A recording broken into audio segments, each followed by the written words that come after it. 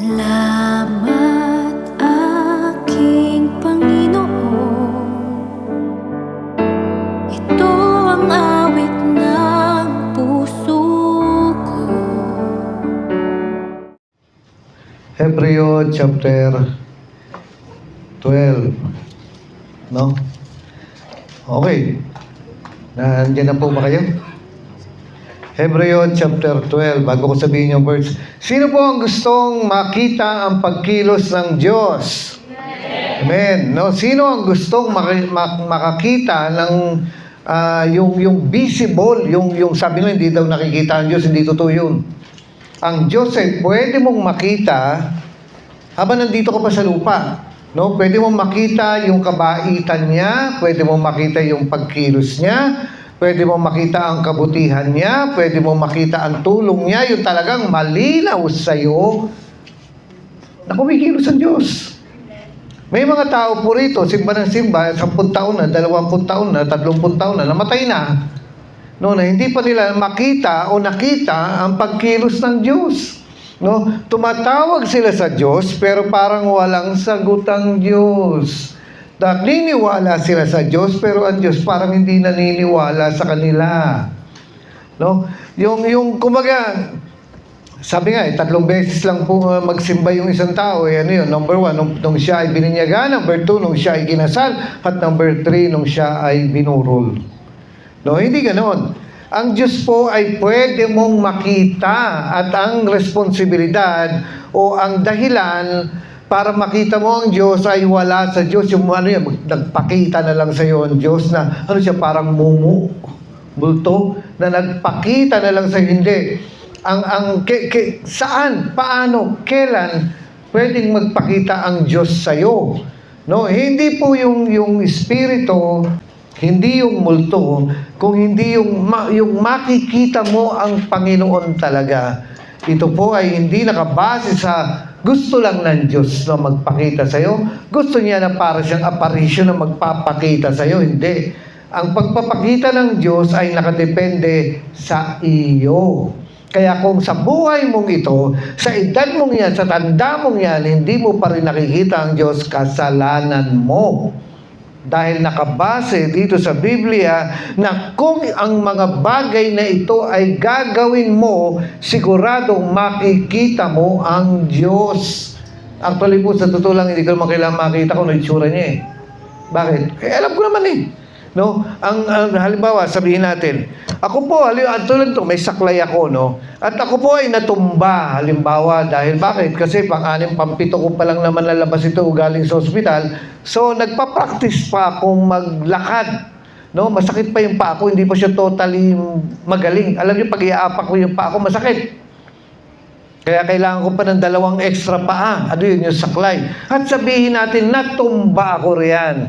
Ngayon, habang nakahiga ako riyan, o nakaupo ako riyan, o nakahandusay ako riyan, biglang nakita ko si Ka Jerwin. No, Jerwin na may kapa. No, Ka Jerwin. At sabi niya, Pastor, narito ako. No, tapos sabihin ko ganyan, Ka Jer, tulungan mo ko. Sabi niya, nandito ako. Sabi ko, Kajer, tulungan mo kong tumayo. Narito ako. Nararamdaman mo ba ako? Ngayon, sasabihin ko, Kajer, tulungan mo kong tumayo. Andito ako. No, hindi mo ba nararamdaman ang lamig? Ano ka, multo? Hindi ko kailangan na itsura niya. Ang kailangan ko, yung tulong niya. At hindi natin kailangan ng picture ng Diyos. Ang kailangan natin ang tulong ng Diyos. May mga tao pong may sakit at tawag ng tawag sa Diyos na para bang wala ka nakikitang improvement sa sakit mo. Lumalala ka lang eh. No? Ngayon, isang bagay yung sakit, pero ang mahirap po talaga, sa totoo lang, yung sakit sa bulsa. Mag-amen kayo. Amen. Kunyari pa tayo eh. Ngayon, sabihin natin, no, natawag ka ng tawag sa Diyos, pero asan siya? Hindi ko kailangan na itsura niya. Hindi ko kailangan yung makita lang siya na literal, yung physical niya. Ang kailangan ko yung tulong niya. At dito po, pag-uusapan natin, paanong makita ang Diyos. At kung hindi mo pa nakikita ang Diyos, alam mo, sisisihin ka pa ng Diyos dahil kasalanan mo. No? Sabi ko nga, may mga tao pong mga may sakit eh. No? At katatawag nila sa Diyos, parang wala nangyayari. Walang improvement, walang pagbabago, walang paggaling, kahit paunti-unti, wala kang makitang hanggang sa mamaya sasabihin mo, natutulog ba ang Diyos? Piling Gary Valenciano ka. Natutulog ba ang Diyos? Bakit? Kasi hindi mo makitang gising. Ano ba ibig sabihin ng tulog? Walang ginagawa. No? Ang Diyos tulog sa iyo. Ang Diyos ay walang ginagawa. Pero alam niyo po ba, nakalagay dito na meron tayong pwedeng gawin para makita natin ang Diyos. Makita na ano? No, yung makita mo yung itsura niya, yung rebulto niya, makita mo yung figure niya. Hindi. Nakalagay dito kung paano makitang kumilos ang Diyos at kailangan ko ang pagkilos ng Diyos kapag hindi ko na kayang kumilos. May mga time na hindi na kaya ng kapangyarihan ng wallet ko. Ang pangangailangan ng pamilya ko o sarili kong ako at yung basta may mga humihingi sa'yo at kung hindi na kaya ng kapangyarihan mo, kailangan mo kapangyarihan ng Diyos. Sino rito ang hindi dinadanta ng problema? Sino rito hindi nagkakaroon ng problema? Imposible. No? Sabi nga nila, yung patay ay wala ng problema. Totoo yun. Pero ang may problema, yung buhay na iniwanan nila. Problema pa nila yung pampalibing sa'yo. O paano nga bang makita ang Diyos? Nakalagay po dito sa Biblia. Ulitin ko mga kapatid. Nakalagay po dito sa pag-aaralan natin na nakasalanan mo kung hindi mo makita ang Diyos. Sino rito ang nalilito? Sino rito ang naghahanap ng kasagutan? Sino rito ang nagtatanong? Alam niyo, hindi ko naman kailangan ng sabihin natin, halimbawa, natumba ka riyan dahil sa natalisod ka o nadapa ka, kailangan ko tulong ng Diyos, tulong ng tao, maaari, no? Pero kapag ako ay may katanungan, hindi ko kailangan yung physical na tulong. Ang kailangan ko sagot. No? Sabihin mo nga sa katabi mo, pakakasalan ko ba itong pangit na to? Hindi mo kailangan ng physical na tulong. Ang kailangan mo, sagot. No, kailangan malaman mo kung pakakasalan mo ba itong pangit na yan. Ewan ko sa iyo, bakit pangit pala? Ba't pakakasalan mo? No? May problema talaga sa iyo. No, ngayon sabihin natin, paikot-ikot lang naman ako eh. Pag walang laman yung wallet ko, kailangan kong ng tulong na amen po ba? Ngayon, kapag may sakit ka, kailangan ko tulong na gamot.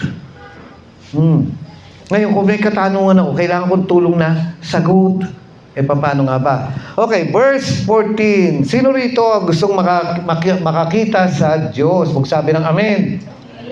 Amen. Okay. No, verse 14. Start na verse 14. Basahin po natin. Nandiyan na ba kayo? Hebreo chapter. Medyo tahimik ata kayo ngayon, no? Hallelujah. May nag-offer sa akin ng bulalo. Mamaya. Yan. No, sabi niya, Pastor, gusto mo ng bulalo? Gusto ko. No? Tapos ang gusto kong sausawan yung toyo, sili, ano pa ba? Kalamansi. No, yung gusto ko yung mainit-init na bulalo na pagka nahigop mo, malalapnos yung bibig mo sa init. No, yun ang yung amoy pa lang niya. No, cholesterol yan. No, okay. Ngayon, sabi niyo rito sa verse 14, magpakabanal kayo at sikaping makasundo ang inyong kapwa sapagkat hindi niyo makikita ang Panginoon kung hindi kayo mamumuhay ng ganito. At kung dito pa lang sa verse na ito, mga kaibigan, mga magulang kapatid, sinabi na niya yung kondisyon para makita mo ang Panginoon. Ngayon, dito sa outline ko, uunahin ko muna ito at pinakahuli ito. Pero ngayon, babaguhin ko. Ito po ang kondisyon. Sabi niya, hindi ninyo makikita ang Panginoon kung hindi nyo gagawin ito. Ngayon dito sa isang version dito sa Tagalog, ang Biblia, ang sabi niya, Sundin ninyo ang kapayapaan sa lahat ng mga tao at ang magpakabanal na kung wala ito'y sino man ay hindi makikita ang Panginoon. So, pwede pala naman nating makita ang Panginoon. No? Dito po sa yung word dito, yung Greek word, yung original na kasi ganito po meron po yung original na lengguwahe ng Biblia, pero dito sa New Testament, ito po yung Greek. No? Ngayon, itong Greek ay isinalin sa Tagalog, isinalin sa Ingles, isinalin sa Ilocano, isinalin sa Kapampangan. Ngayon, doon sa Greek, may mga words doon na walang katumbas sa Ingles. Walang katumbas sa Tagalog. Kaya gumagamit sila ng mga 2 o 3 salita pa para mas maintindihan. Pero hindi ganun ka-accurate. No, katulad nito, isalin mo nga ang word na hayop, no? Sa Tagalog, hayop, pagdating sa Kapampangan, ano na? Ebon. Bakit naging ebon? Di ba pwedeng palaka o ano? Bakit ebon? Na hindi niya katumbas, no, na kung nakukuha niyo mga kapatid, malilito ka. At dito sa Greek word, ang ibig sabihin ng makikita ay, alam niyo, 2 meaning nito rito Sabi niya, kung hindi niyo aayusin ang buhay niyo, hindi niyo gagawin ito, hindi niyo makikita ang Panginoon, no, ibig sabihin hindi ka makakarating sa langit. Hindi ka makakarating sa langit. Hindi mo, saan ka pupunta? Hindi sa impyerno. Sabi nga rin ito, sa totoo lang, hindi ka mararapture Pero, doon sa original na meaning ng Biblia, nung Greek, no? Nung Greek na salita, nung Griegong salita, ang ibig sabihin ng makikita ay yung makikita mo ang Diyos dito pa lang sa lupa habang buhay ka pa, hindi yung pagpatay ka na. Nasabi niya, pwede mong makita ang Diyos ngayon mismo. No? Ngayong araw na to, ngayong linggo na ito, ngayong buwan na ito, ngayong taon na ito. Lagpas na tayo sa kalahating taon ng 2026. Madami pa rin mga tao hindi pa rin nakikita ang Diyos. Ang daming problema pero nakaasa na lang siya na sana mabudburan siya ng mali-maletang pera na inihatid. Tumawa naman kayo. Ang tahimik No, sana maambunan tayo noon. No, okay. Paano nga ba? Okay, himayin natin ha. Sino rito ang gustong makita ang pagkilos ng Diyos? Amen. Alam nyo, ang ano sana naalala ko po nung unang panahon, nag-aaral ako sa kolehiyo. At doon sa major subject, mathematics yun, math. Hindi ko matanda ko, nung math na yun, parang calculus yun Calculus 1. Parang yung analysis kung tawagin nila, no? Na ang problema, major subject yan na hindi yan yung minor lang na madali lang. Hindi yan 3 units. Yan ay 5 units. At nagkaroon po ako ng malaking problema. Bakit malaking problema? Kasi nga, hindi maliit. Ano yun? Hindi ako nakapag-final exam sa subject kong yun. No? Mga kapatid, pakibawal nyo rin po yung mga bata kasi lalabas sa microphone. No? Bigyan nyo sila ng ice cream para tumahimik. No? Tsaka pizza, hamburger, ano pa. No? Magtabi lang kayo ng kaunti para sa akin mamaya. Ayan na, si Husky naman. No? Okay. Asa na ba ako? Final exam. Pero dito pa rin ako, no? Hindi ako nakapag-exam. Hindi ako nakapag-final exam. Kaya sabi ko, ngayon kung prelims, hindi ko matanda kung pasado bagsak ako No, prelims, anong susunod doon? Mid-term. Ngayon, alam ko na, exam naman ako sa 2 yon. Pero ngayon, itong final exam, ito ang problema ko.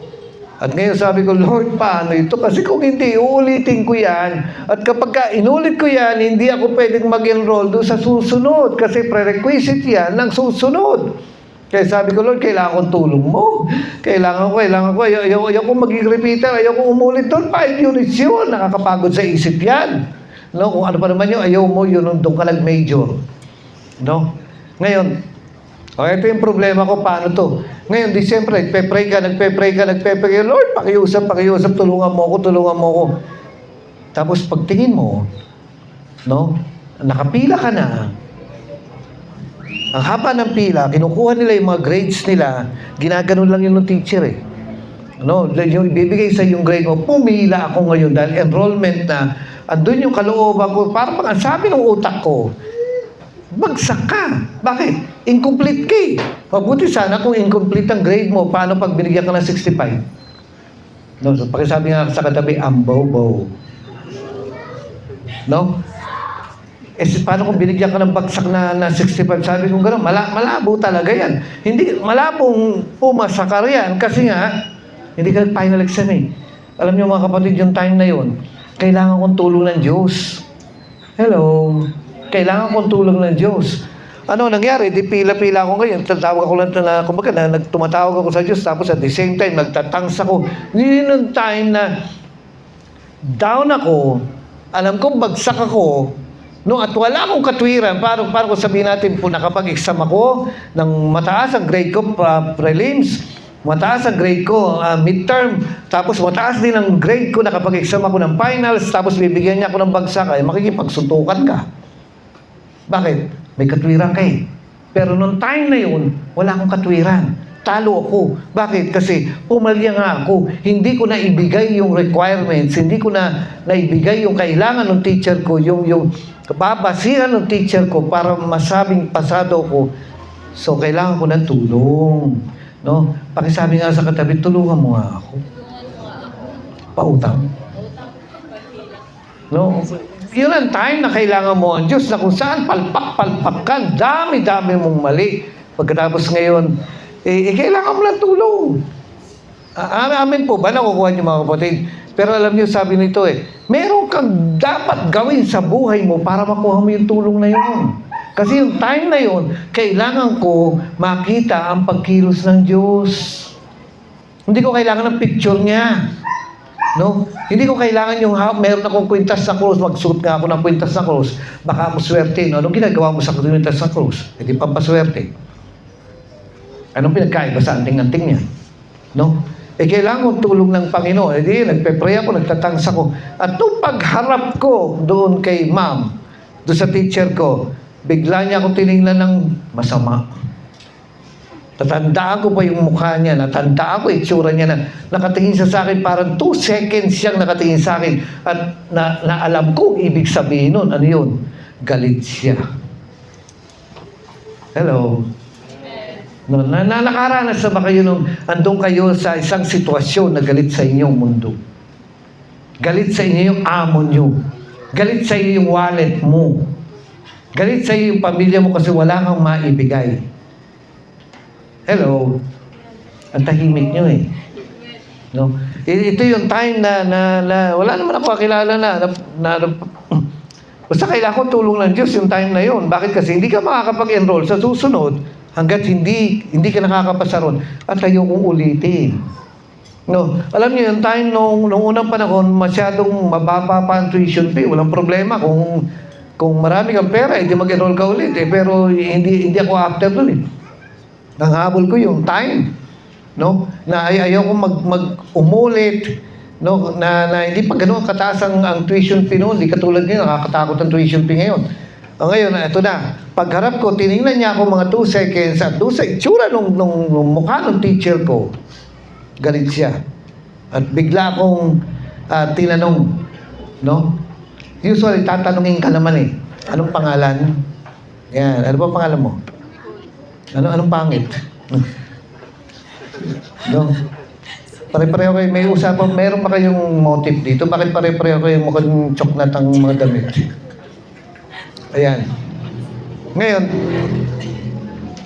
di tatanungin ka naman talaga, anong pangalan mo? Ganito, hahanapin niya yan eh. No? Usually naman, alphabetical yung mga grades. Alam niyo, hindi niya ako tinanong kung anong pangalan ko eh. Alam niyo kung anong tinanong niya sa akin? Bakit narito ka? Yun ang tanong niya sa akin. Bakit? Natatandaan pala ng teacher ko na hindi ako nag-final exam. Sabi niya, bakit narito ka? Yan, sungit pa naman ng mukha na, ang sungit ng salita na bakit narito ka. Alam niyo, kapal ng mukha ko eh. Sabi kong ganun, kukunin ko po yung grades ko. Alam niyo kung anong sunod na tinanong niya? Bakit? May grade ka ba? Lakas magsumpalpal eh, no? Hindi ko makakalimutan yan. Bakit? Traumatic eh. Bakit? Kinakabahan ka! Sabi niya sa akin ganun, bakit? May grades ka ba? Alam niya kasi, na alam ko, na walang basihan na may grades ako. At kung meron man, siguradong hindi pasado. Yan. Alam niyo ba ang grading system namin noon eh? Sa MLQ ito. Hindi siya yung yung 1, 2, 3, yan. Tapos madalas na makuha mo 5. Alam niyo ibig sabihin ng 5? Katumbas niya, 65. Ngayon, ang grading system namin doon, 74, 65, 74. Ewan ko, nung elementary ako nakatanggap ng 73. No? Sino ba yung mga nakatanggap ng 71 riyan? No? Magkakabaro tayo noon. Okay, 74, 75, 76, 77, 78. Pagka naka-80 na ako, celebration na yan. No? Anniversary na yan. Ngayon, pagka nagka-90 ka, no, katapusan na ng mundo yan. Kumbaga, pwede na akong mamatay. Bakit sobrang taas ng grade? No? Eh ngayon, nung sabi niya sa akin, bakit may grade ka ba? Kinano niya ako.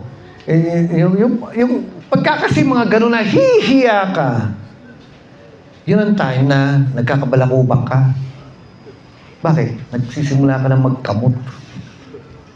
Ngayon, di nung sabi ko, kunin ko po yung grades ko. Bakit? May grades ka ba? Sabi niya gano'n. No? Pero habang, sabi niya, hindi ka nag-final exam. Diba, natatandaan ako. Tingnan mo nga yung mukhang yan. Sabi, tingnan mo nga yung katabi mo. Yan ang mukhang hindi makakalimutan eh. Ano? Yan. Alam niyo, pero habang nagagalit siya, tanda-tandaan niya, hindi ako nag-final exam. Habang nagagalit siya, habang nagsasalita siya, habang nakairap siya, yung daliri niya nagaganon. Ano ibig sabihin nun? Hinahanap yung card ko, yung grade ko. At nung nakita niya yung pangalan ko, binigay sa akin, yan, sige, sabi niya, mag-enroll ka na. Tingin ko, 76. Wow! Iniisip ko eh, yung hindi nga ako nag-final exam, 76, ano kaya ang grade ko, nag-final exam ako? No? Buti na lang hindi, baka 74 pa. No, huwag niyong gagayahin, ha? Ano nangyari? Di naka-abante ako kasi yun ang time na kailangan ko ang tulong ng Diyos. No? Yung time na bagsak ka na walang dahilan para pagpalain ka, wala kang karapatan sa kayamanan, sa kagalingan, wala kang karapatan sa tulong ng Diyos, pero tinulungan ka ng Diyos. Anong ibig sabihin? Nagpakita ang Diyos sa'yo. No? Alam niyo po, ito, bibilangin natin to eh. Pero ang sinasabi niya rito, kung gusto nating makita ang tulong ng Panginoon, kung gusto nating makita ang pagkilos ng Panginoon, ito daw ang gawin mo. Lahat tayo magkakasakit. Lahat tayo gusto kunin ng sakit. No? Gutom na gutom ang mga bakterya para sa katawan natin. No? Gusto tayo ng sakit. Gusto niya ubusin niya ang laman ng wallet mo. Pero dahil sa tulong ng Panginoon, makakaraos ka. Makakaraos ka, mga kapatid. Makakaraos ka. Hindi yung iikot-ikot na lang ang buhay mo. Makakaraos ka. Makakapasa ka at mataas ang grade mo. Hindi yung pasang-awa. No, buti hindi niya ako binigyan ng 75 eh. Bakit? Alam niyo, pinakaayaw kong grade sa tulong lang? 74. Bakit? 1 puntos na lang. Pasado ka na sana. No, insulto yun eh. Mabuti pa yung 65. Okay lang, 65. Malayo talaga. Pero yung 74, baka isang absent mo lang yan. Kaya ka binigyan ng 74. Ay, okay. Ito po yung sinasabi niya. Balik po tayo rito, no? Sa pinag-aaralan natin. No, kumibo ka naman, masyado kang tahimik. Kakain tayo mamaya, huwag ka mag-alala. No? Okay, sabi niya rito, no, sa Magandang Balita Bible, magpakabanal kayo at sikaping makasundo ang inyong kapwa. Okay. Dito po sa English, sabi niya, follow. No? Follow. Yung word na sikapin. No? Dito sa ibang translation, yung sundin. No? Sundin. Dito po sa, basahin ko na nga lang dito sa Tagalog ang Biblia, King James. Sundin ninyo ang kapayapaan. Sundin. Yung word na sundin ay yung Greek word na dioko. D-I-O-K-O, dioko. Na ang ibig sabihin nito, yung sundin ang alin? Sundin na maging kabati mo ang lahat ng tao. No? Take note sa mga mag-asawa. Take note sa mga magkakapatid. Take note sa mga magkakaribal. Take note sa mga magkakaklase, magkaka-worker, magkakawang gawa. Ano ba? Gawa. Magkawang gawa. Yung katrabaho mo, kapwa manggagawa, yun. No, salamat sa tulong. Nasabi niya gano'n, nandiyan pa kayo? No? Ayan, sabi niya, sumagot naman kayo ng amen. Lakasan ninyo. No, yan, ganyan. No? Magpakabanal kayo at sikaping makasundo. Alin? Ang inyong kapwa. Yan ang nakalagay. Yung word na sikapin o sundin, isang salita lang meaning yan. Sundin, sikapin ay yung galing sa Greek word no na sa English follow. Ano ibig sabihin ng follow?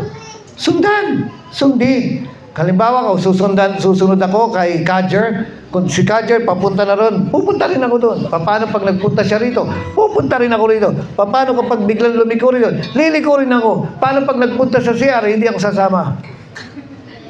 No? Kapag sabi niya rito, sikapin, diakono means, no, ang meaning ito ay huntingin. Pag ang isang tao ay nag-hunting, pinagpaplanuhan yan. So, paano ko makakasundo ito? Pagpaplanuhan mo yan. Sino gusto rito makakita sa Panginoon? Magsabi ng amen.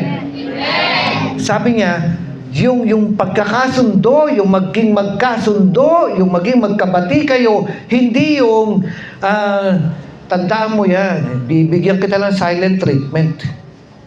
Gagantihan kita. Mali. Hindi mo makikita ang Diyos sa buhay mo kung ganyan ang ugali mo. No, sana dinala niyo yung mga kaaway niyo rito eh. No? Kasi ang sabi niya, no, sikapin means to hunt. Naalala ko dati, nung maliliit kami, daming daga doon sa bahay namin. At kami ng tatay ko, na meron siyang pamalo noon. At maglalagay ang tatay ko ng parang nandun kami, nakahiga kaming magpapamilya sa kulambo. At andun kami sa loob ng kulambo. Tatay ko nakahawak na ganyan. Kami mga anak nandito sa magkatabing ganyan. At maglalagay siya ng maliit na karne o tinapay doon sa bandaron. At meron siyang pamalo. At hinihintay namin yung daga na dumaan. Dahil pag daan ng daga, pak! Ano susunod? Ay di may patay na daga na. No? Anong ginagawa po ng tatay ko? Anong ginagawa namin? Nag-aabang kami ng oportunidad na mapukpok yung daga. At dito, sinasabi niya na follow, no? Huntingin mo, magkaroon ka ng strategy na makasundo ang kasama mo. Sabunutan nga yung pisngi ng katabi. Sabihin natin, ang hirap mo kasing makasama eh. Ang bigat mong kasama sa buhay. No? Lagi ka nagpapabuhat. Kaya nagiging mabigat ang buhay. No? Hindi ganoon. Ang sinasabi ng Panginoon dito, kailangan huntingin mo ano kaya yung paano ko kayang makakasundo ang asawa ko? Paano ko kayang makakasundo ang kasama ko sa simbahan? Paano ko kayang makakasundo yung kapatid ko? Paano ko kayang makakasundo yung tatay nanay ko? Paano ko kayang makakasundo yung mga kaaway ko? Alam niyo sinasabi niya, gusto mo makita ang Panginoon, dapat kanya ugali mo. Hindi, naghahanap ka ng away.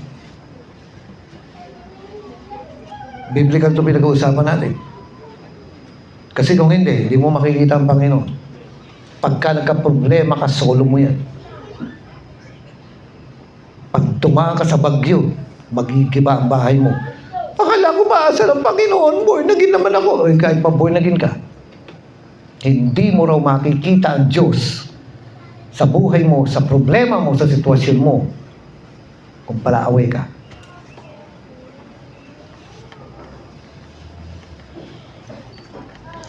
Lahat tayo nagkakaroon ng problema. At kailangan ko ang tulong ng Panginoon. Kailangan ko ang tulong ng Diyos. Hindi tayo dapat naghahanap ng dahilan para makipag-away, makipagtalo, kundi makipagkasundo. At yung hanapin mo, sundin mo ang kapayapaan. Yung magkaroon kayo ng kapayapaan, ng pagkakasundo, ng pagbabati, ay hinahunting. Ano ibig sabihin yan? Ito po ay pinagpaplanuhan. Paano kaya makapati ito? Paano kaya makasundo ito? Regaluhan ko kaya? Regaluhan mo. Baka sa pagre-regalo mo, magkabati kayo. Hindi yung naghahanap ka ng away. Hindi yung naghahanap ka ng dahilang makipagkasundo. Ganun ba talaga? Kristyano ka? Kristyano ka? Alam niyo kung ano ibig sabihin ng Kristyano rito? Ito, sabi niya, magpakabanal kayo. Alam niyo ibig sabihin ng magpakabanal? Tulad nito. Pero nga ng Bible mo, brother, bilis ka. Ayan. No, ito Bible ito. Sa Greek, ang tawag dito Biblios. Pero ito ay hindi ordinaryong Biblios. Ang ibig sabihin ng Biblios, books, collection ng book. No? Ordinaryo. Ngayon, yung textbook niyo, Biblios din niyo. Yung ginagamit sa school na maraming iba't ibang libro na mga libro niyo, Biblios din niyo. Ano pinagkaiba? Ito Biblios din. Kaya nga Biblia ang tawag. Wala naman pinagkaiba eh. Yung nga lang, ang pinagkaiba nito, ito po ay holy. Ano ibig sabihin ng holy? No? Dito po, ang ibig sabihin ng holy ay hagios. Sa Greek, hagios. Ito po ay holy. Ano ibig sabihin nun? Holy book. Kaya nga, holy Bible. Ibig sabihin ng holy, hiwalay. Dapat tayo ay hiwalay ang ugali. Kakaiba. Ganun ba talaga, Kuya Boy? Dapat ganun. Na ano? Oo, tao ka. Pero holy ka. Ano ibig sabihin nun? Oo, tao ka. Pero ibang ugali mo. Magandang ugali mo. Hindi ka palaway. Hindi yung... May mga tao pong ganito na daling maging kaaway eh. Bakit? Ang pangit na ugali. Ngayon, pag na-born na ganyan, dapat magbago. Dapat hindi ka na kumbaga, tingnan mo yung katabi mo, sabihin mo gano'n, sarap mong mahalin. Pero sa totoo lang, ang sarap mo sakalin.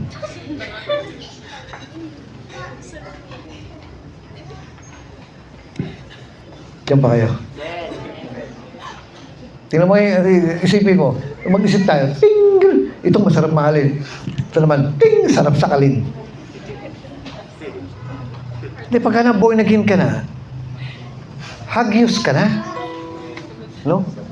Hagios na, ibig sabihin, holy ka na, kakaiba ka. Hindi ka na katulad ng dati. Madali ka nang mahalin. Masarap kang mahalin. Uulit ulit ako, hindi ka masarap sakalin. Bakit? Hagios ka na eh. Magpakabanal kayo. Yan ang sinasabi. Gusto natin makita ang Panginoon, maging hagios ka. Itong mga Kristiyanong ito, ang babait nito, dapat lang. Bakit? Kasi hagios tayo, holy. Iba. Hindi katulad ng iba, masusungit. Hindi katulad ng iba na yung alam niyo may mga ugali na bilang mga Kristiyano, dapat may mga ugali tayo na madali tayong makasundo. Hindi yung na born again ka na, naging Kristiyano ka na, ang hirap pa rin kasundo.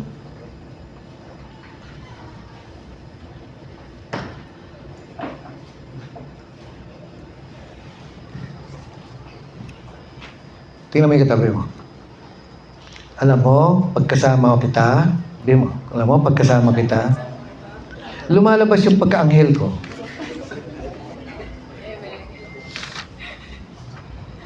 Kaso madalas, pagkasama kita, lumalabas yung pagkahalimaw ko. Bakit? Alam niyo ba yung gano'n? Careful kayo sa mga may asawa. Kasi yung isa rin sa mag-asawang yan, ano ba maganda sabihin? Pag mula nung nag-asawa to, naging pangit ang ugali. Ano nangyari? Lumabas yung halimaw. Andiyan pa kayo? Dapat hindi na ganun. Bakit? Kristyano na tayo. At dito, sabi niya, follow means, no, to hunt. Huntingin mo yung paraan para magkasundo kayo. To plan. Pag pinagpaplanuhan, na paano kung makasundo ito? Paano kung maging kabati ang magulang ko, mga anak ko, yung mga kasama ko sa church, kahit ang maaway ko. No? Alam niyo ba, ito yung Greek word na ginamit na to persecute. Ano ibig sabihin ng persecute? Ay sasadyain ko na tirahin ka. Na talagang sisiraan kita. Persecute. No? Na simba-simba ka rin talagang pagsasalitaan kita. Ano yun? Sinasadya. Ngayon, sabi niya, hindi ka naman magpe-persecute ng mga Kristiyano. Pero, ang sinasabi po ng Diyos dito sa salita niya, yung pagkakasundo dapat pinagpaplanuhan, pinag-iisipan, inaabot, at kapag naabot na, kailangan manatili sa iyo. Ngayong bati na kayo, kailangan manatili ang pagiging bati. Malalaman niya mga mag-asawa.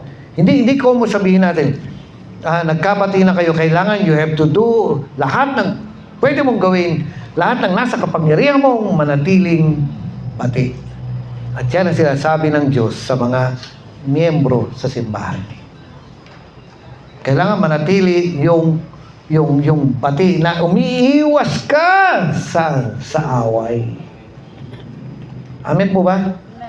Kaya nga, ito sabi niya, ang ibig sabihin ng to follow sa Greek word na dioko ay to pursue, to hunt, to plan, to persecute, no? Intentional, deliberate.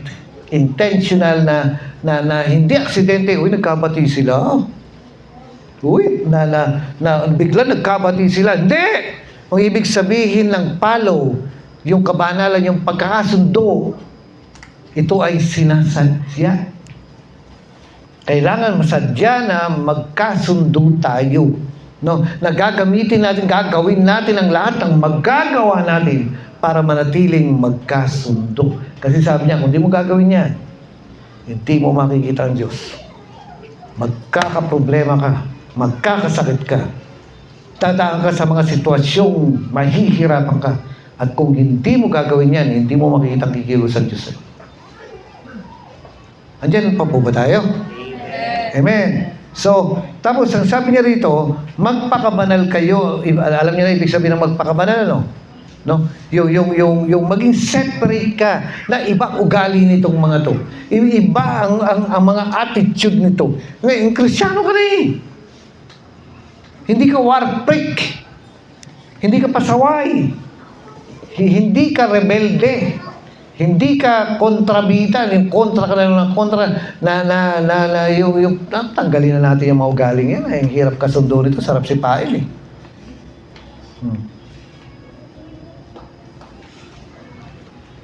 Tingnan mo nga ulit yung katabi mo. Bakit kaya kapag katabi kita, sabi mo, nagiging kabayo ko? Alam mo kung bakit? Nasarap manipa eh. No. Hindi pwede yung ganon. Okay, tuloy-tuloy po natin. Okay. Ang ibig sabihin ng to follow, medyo matagal ako ng konti doon sa follow, no? Na ito yung nag-exert ka ng effort na maging makasundo mo ang lahat ng kapwa mo, kahit unbeliever. Hindi sa bibigay ka sa gusto nila. Halimbawa, nagiinuman, makikiinom ka rin. Hindi ganon. No? Pero, alam niyo, may mga tao po kung ka-unbeliever na kakilala na asiwa, inis. Ano, tulungan niyo ako? Ano ba magandang word na kapag nakita nila yung born again na napipikon sila? Ha? Nairita. Bakit? Pangit pa rin ugali eh. Anong ugali niya? Ugaling kambing pa rin eh. Kala mo tupa, yung nga lang may sungay. Ay, ibig sabihin dito, develop a strategy. Ano sa Tagalog yun? Develop a strategy.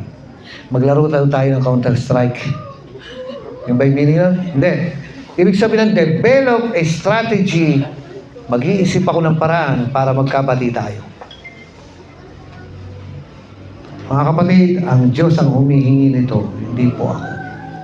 At sabi niya, devise a plan to capture yung pagkakasundo. Devise a plan. No? Imbitahin ko kaya siyang kumain. Magregalo kaya ako. Yan. No? Gumagawa ka ng paraan. Alam niyo po, doon sa bahay namin, meron po kaming kapitbahay na katabi po ng mga aso namin. Meron po kaming 5 aso. Dati 6 yan eh. 3 golden retriever, 1 German shepherd, 1 husky, at saka 1 Pomeranian. Ngayon, itong si husky, sabi ko magne-negosyo ako dahil mahilig din naman ako sa aso. So magne-negosyo, magbe-breed na lang ako. Ang problema, na-overwhelm ako. Bakit? Kasi maliit lang yung bahay namin at yung unang anak ng mga aso ko, lahat dinonate sa church. No, wala pa akong pakinabang. Hindi ko pa napapakinabangan. Ngayon, si Husky, ayan si Husky. No? Ang pangalan niya, Husky. Bakit? Bakit Husky? Kasi siya ay isang Husky. No? Yan, si Husky. Alam niyo po ba, siya pinakamalaking na i-donate sa simbahan, nakapagbigay ng 90,000 pesos yan. Yung mga anak niya na ibenta, lahat ng mga anak niyan ay dinonate ang pinagbentahan sa church, sa mga renta. Si Brownies, no? Yung Golden Retriever, naka 80,000 lang yun. Pero si Husky, binenta din niya sarili niya. No? Pinagbili ko. Ayan, binili ni Joy. Magkano? 10,000. Kaya binenta niya sarili niya para maglingkod sa simbahan. Yung pinagbentahan sa kanya ay donation dito sa Kamarin. No? Sabi mo ganun, kaya mo yun? 10,000, kaya mo ibigay, ha? Kaya mo ibigay sarili mo? So, saan na tayo? Napunta tayo tuloy sa aso. Yun nga pala. Ngayon, yung mga yan, patuwing umaga, nagigising ako, andun ako sa 3rd floor kasi nasa attic ako, sarado ang mga bintana. Pag yan nagtahulan, buong mundo magigising, madidistorbo. So, tahol sila ng tahol, at ang pinakakawawa rito yung kapitbahay namin. Sino yun? Nagkataon na yung kapitbahay namin, pastor din. Kaya tawag namin si pastor. Alam niyo, pag tumahol lahat yan, dinig doon sa kabilang kanto. Ang ingay-ingay nila na magtahulan, talagang bulaho kami. No? Na minsan nakawala yan minsan kakatok na lang yung naglalakad Sabi niya, lang yung mga golden retrievers nyo, nakawala na. Kilala na kami. At ang katabi namin na bahay ay yung pastor. Kaya iniisip ko, nakakahiya. Paano pag nireklamo kami? Alam niyo po yan, siya marami nang pinatay ng pusa yan. No, dapat siya ipakulong Yung mga kuting pinapatay niya pag nakakawala yan, muntik kang mademanda nung isang araw. Nung kailan siguro 2 months ago. O last year, di ko na matandaan. Bakit? Yung pusa nung dulong kapitbahay namin, kapapagamot lang niya sa veterinaryo nung pusa niya, naabutan ni Husky, patay. Iyak yung anak Bakit? Kapapagamot lang sa vet. No, didemanda ako. Sabi ko, di naman ako nagbukas ng pinto Kahit na, ikaw pa rin may-ari niyan Ikaw pa rin. No, kaya nga, tinago namin dito. No? Kaya you are, ano ba tawag sa English yan? You are, nagtatago ng fugitive, ng may kaso. Hindi, pinatawad na. Nagkasundo na kami nung tao na patawarin na lang. Ay, okay. Kaya inisip ko gano'n na makakaaway ko itong kapitbahay na to Bakit? Sa ingay nung aso, makakaaway ko to. Eh, ano gagawin ko? Sabihin ko bang alangan naman na patahimikin ko eh. Ikaw na patahimik, kausapin mo. Pwede ko bang ganunin? Mapapaaway ako eh. Dahil sa ingay ng aso, kaya alam niyo ginawa ko? Pumunta ako ng SM. Actually, hindi ako, nagpabili ako. Nagpabili ako ng Black Forest. Yung malaki, ayoko yung maliit. No, yung maliit kasi 350 lang yan eh. Gusto ko makita yung, gusto ko bilhin yung ano ba yun? Yung tig 700. Bakit? Para makita, iririgalo ko rin sa kapitbahay na ano ba tawag doon? Pampalubag, ano yun? Para hindi siya magalit dahilan sa ingay ng aso ko. At ayoko makita niya na yung maliit lang ang liit-liit. Ang gusto ko makita niya yung malaking Black Forest para makita niya na ganun ko kagusto na magkasundo kami. Kaya ginastusan ko po na pag Pasko, magbibigay ako ng Black Forest doon para bati kami. Yun ang sinasabi niya rito na sundin ninyo. Sikapin ninyo makasundo ang lahat ng kapwa niyo. Pambihira, parehas kayong born again tapos magkaaway. Eh, hindi niyo makikita ang Diyos. Kasi ang sinasabi niya rito, develop a strategy, devise a plan, no? Hanggang sa makuha mo yung pagkakasundo. Ngayon, yearly ko nang gagawin. Alam niyo, ginawa sa akin ng pastor. Ay, wag mo sinasabing pastor naman yan, mabait yan. Samantalahin mo yung kabaitan niya eh. Pag napikon sa iyo yan, tingnan natin, paano kung alam niyo ba, isang tawag lang sa opisina, dahil nandun po kami sa isang compound na may, ano ba tawag doon sa gano'n?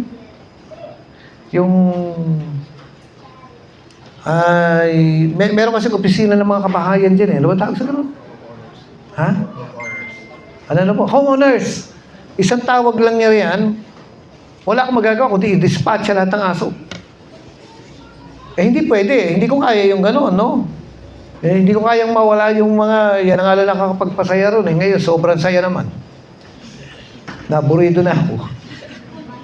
Kasi, dami nila. Ang lalaki pa naman. No? Laki kaya kumubos ng dog food dyan.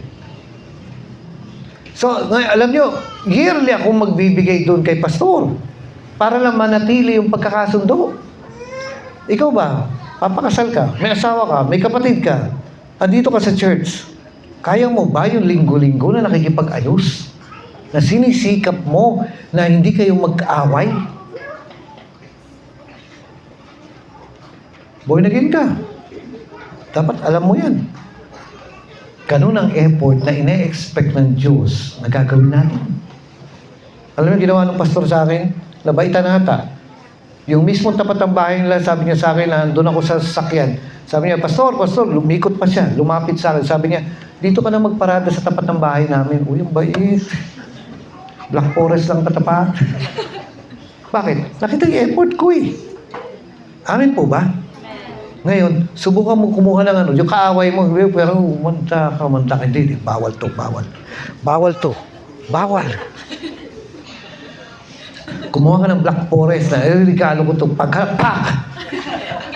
Huwag ganon. No? Mag-exert ka ng effort, yan ang sinasabi niya. Tagal ko rito sa part na to, no? Kasi ganon daw dapat. Hindi yung pinipilit ka na magkasundo kayo, na magkapati kayo. Alam nyo, kayo na nga, konti na nga lang kayong pamilya rito, magkakaaway pa kayo. Wala akong alam, ha? Iisa na nga lang ang nanay mo, kaaway mo pa. Hindi, 5 sila. Ano ka ba? Di mo lang alam ginawa ng tatay nanay ko sa akin. Kahit na, Kristiyano ka na eh. Born again ka na eh. Sikapin mo, sabi niya, sundin, follow, huntingin mo, devise a plan, develop a strategy na makasundo mo ang mga tao. Yan. At kapag nakuha mo na ang kapayapaan, bati na kayo, gawin mo ang lahat ng magagawa mo para manatili kayo pati. Nakuha niyo mga kapatid. Huwag ka maghintay ng kapayapaan dahil hindi ito aksidenteng darating. No?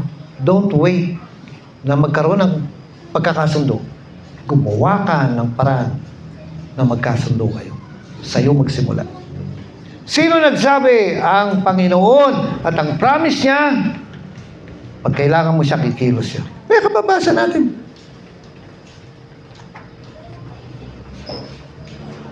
So, kanino nakabase kung kikilos ang Diyos o hindi? Eh, di sa'yo. Amen po ba? No?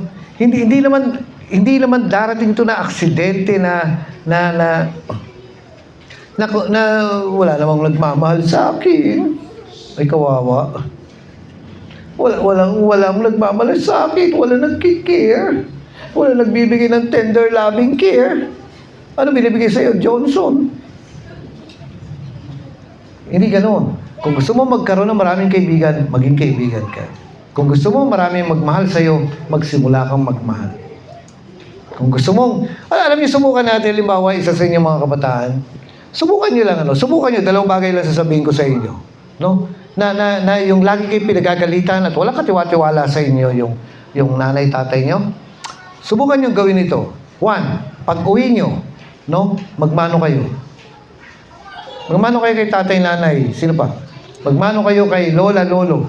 Magmano kayo kay auntie, uncle. Magmano kayo. May gagawin sa inyo yan. Once na nagmano kayo sa tatay, nanay nyo, pag-uwi nyo, hahawakan kayo sa kwelyo. Hihilahin kayo palapit at sasabihin, saan mo itinago yung anak ko? Hindi ikaw yan. Magugulat yun. Pagkatapos, pangalawang sasabihin ko sa inyo, maglinis ka naman ng bahay. Try mo naman maghugas ng pinggan. Hindi yung taga-ubos ka na lang. Tigasin ka ron. Ano yung sabihin ng tigasin? Taga-ubos ang sinain. Magpakita ka naman ng pagbabago. Alam niyo, susunod na linggo, kasama mo na rito sa church yung nanay, tatay mo. No? Okay. Malinaw po yung word na holy, ano? Yung holiness. Yung hagios. Tapos, ito pa, sabi niya, naalala ko po yung isang pastor, isa pong napaka-anointed at Greek scholar, Bible scholar na pastor. At nagtayo po siya ng simbahan doon sa isang lugar na mag-close ako rito. Kuya dyan, ikaw na nga lang, dahil gusto kong mag-pray tayo. Yan. May natututunan kayo mga kapatid. Alam niyo, buong buhay ko na lang, yung buong buhay ko, hallelujah. Hindi pwede hindi ko kailangan ng tulong ng Diyos. Kailangan ko. Ngayon, may mga tao po na, Lord, tulungan mo ako. Panginoon, tulungan mo ako. Pero walang tulong na nakikita. Walang hindi lumalabas ang Diyos. Para bang bingi ang Diyos. Para bang tulog ang Diyos. Alam niyo kung bakit? Kasi yung ugali mo.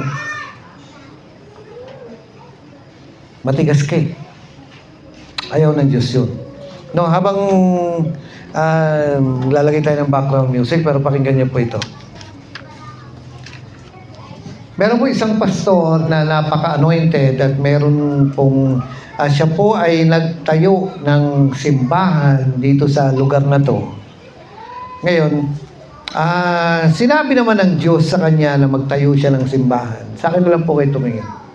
No, kayo magkalala, tutulog yan mamaya. No, nakaabang yung mga Yan, alam niyo po ba na kumbaga, para tayo nasa kasalan. Tingnan niyo naman yung pagganon ng dan. Oh, ang ganda no? Tapos aircon pa. Alam niyo po ba na may bayad dito? Pero sa kabutihan ng Diyos, libre. Oh, di ba mabuti ang Panginoon? No, dapat libre lahat. Okay. Ang kagalingan po ay libre.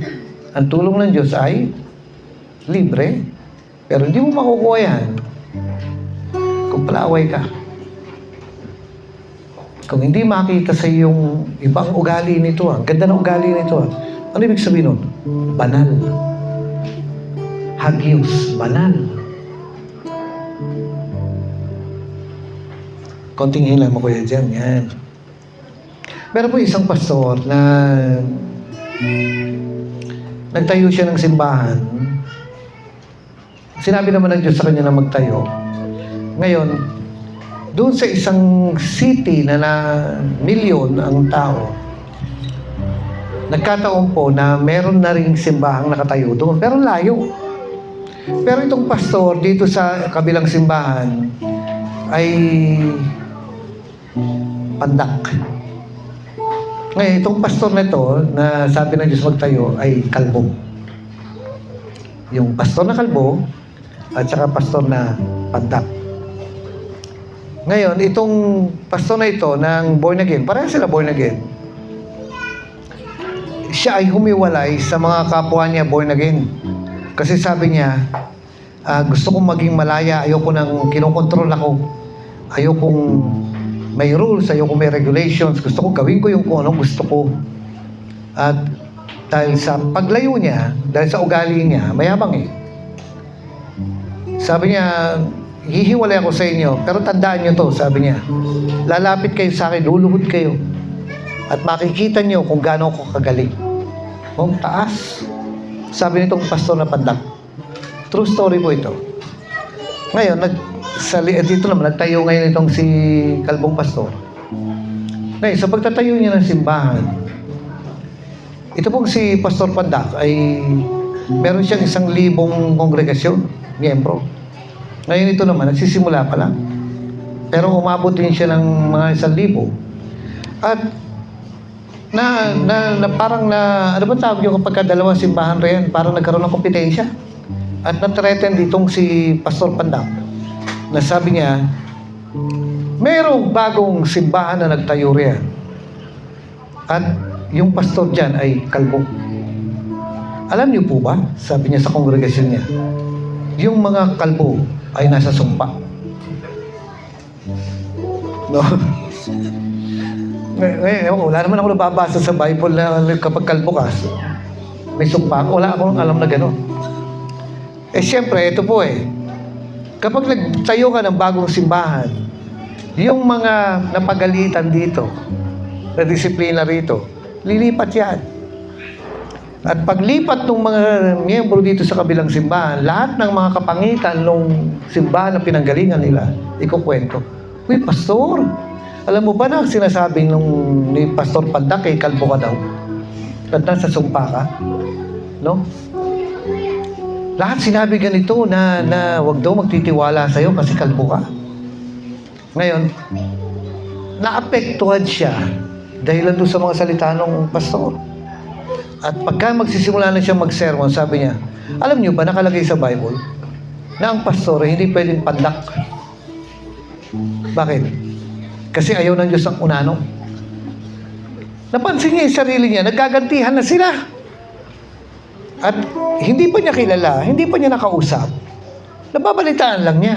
Pero pinatulan niya ng pinatulan. Alam niyo ginawa ng Diyos sa kanila? Sabi niya, gusto mo magkaroon ng revival ang buhay mo? Kinausap ko itong pastor. Alam niyo po, Panginoon, sabi niya, puntahan mo yung pastor, humingi ka ng tawad. Ay, sabi niya, wala akong kasalanan. Wala akong mali. Ako nga nakakarinig na pinipintasan niya ako. Sabi niya, sinasabi ko sa iyo ngayon, gusto mo ba magkaroon ng revival? Gusto mo ba magkaroon ng pagkilos ang espiritu ko sa buhay mo? Sabi niya, opo, Panginoon. Puntahan mo, lumuhod ka, at humingi ka ng tawad. Alam niyo ba? Inabot ng ilang buwan, nakikipag-away siya sa Diyos. Wala akong mali. Wala akong kasalanan. Siyang unang nanira. Sabi niya ngayon, Panginoon, ba't di siya kausapin mo? Sabi ng Diyos sa kanya, ikaw ang kausap ko ngayon. At sinasabi ko sa iyo, ang gusto kong gawin mo. Kakausapin ko rin siya sa mali niya. Pero ikaw ang kausap ko ngayon. Alam niyo, nag-struggle daw itong si pastor na sumunod. Ang nangyari, isang araw, sabi niya doon sa driver niya, puntahan natin yung kabilang simbahan, makipag-usap tayo kay pastor. Andiyan pa kayo mga kapatid? At kumatok siya, nagkwentuhan sila, pinag-usapan nila yung ministry, pinag-usapan nila yung mga anak nila, hanggang sa mahalata mo yung plastikan. Hanggang sa Sabi ni pastor, no? Sabi niya, kaya ako nandito, pastor, kasi gusto kong humingi ng tawad sa'yo. Lumuhod siya.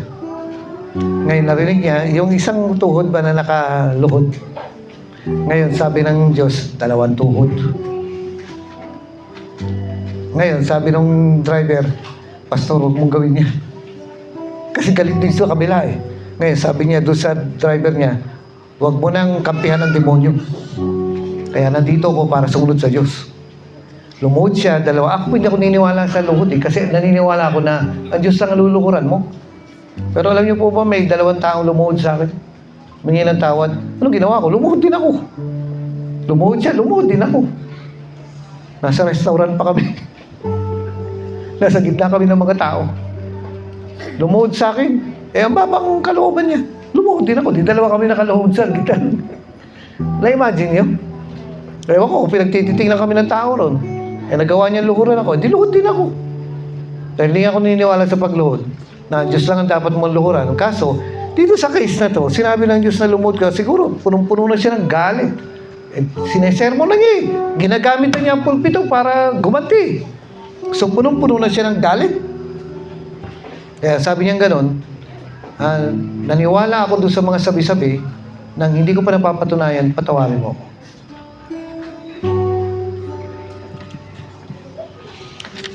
Alam niyo, dito po sa buhay ni Kuya Boy, every camp, ako po yung may sakit. Bago mag-camp, atakihin ako ng sakit. Bakit? Hahadlangan ka eh. And for the past 30 years ng camping natin, so ganun na po katagal ang pagka-camping. For the past 30 years, hindi po tumitigil ang atake ng sakit sa akin during camp season. Summer camp, mid-year camp, believers camp. Hindi tumitigil ang atake ng sakit sa akin. Ngayon, hindi naman ako nahingi ng prayer request na pag-pray niyo ako. Maliban lang itong nakaraan, summer camp, kasi malala ang atake. Alam niyo po ba, summer camp, nitong year 2026, nasa ospital ako. Kasi muntik na naman ako mamatay. Doon yung danger na atakihin ako sa puso at nangihinayang ako, di ako nakapag-camp. Ngayon,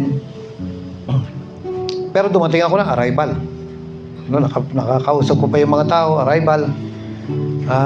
Yun yung first na labas ko, magmula na hospital ako. Kaso, after nun, yung week na dumating, nasa hospital ulit ako. At may time basta sa loob ng 30 years na nagka-camping, hindi po pumapalya ang demonyo na atakihin ako. Solo flight. Nilalabanan ko na lang. At hindi po pumalya ang Panginoon na tulungan ako. For the past 30 years, every atake ng demonyo, every camp. Hindi pa kasama po dyan yung siyempre, hindi ka.